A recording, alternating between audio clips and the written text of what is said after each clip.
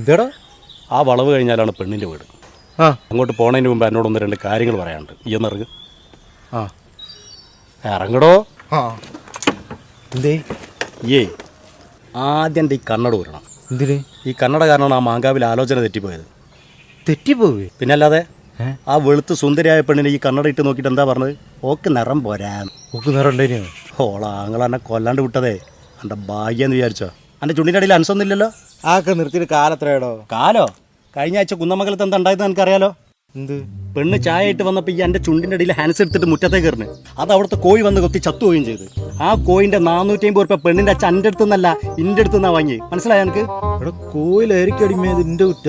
അല്ല, ഇൻ്റെ കുറ്റോ? എന്താണ്ട് എനിക്കൊരു വിശ്വാസം ഇല്ലാത്തതാ. അതിലേ എൻ്റെ ഈ പല്ലും കാട്ടിയിട്ട് ആ പെണ്ണിൻ്റെ അടുത്ത് ചിരിക്കാൻ നിൽക്കരുതേ. എന്നെ പോലെ ഡീസൻ്റ് ആയിക്കൂടെ എനിക്ക്? കയറ്. എന്താണ്ടത്? രജനീകാന്തിന് കൂളിംഗ് ഗ്ലാസ് വെക്കുക. രഞ്ജുട്ടം വെച്ചതാ. അപ്പൊ കുഴപ്പം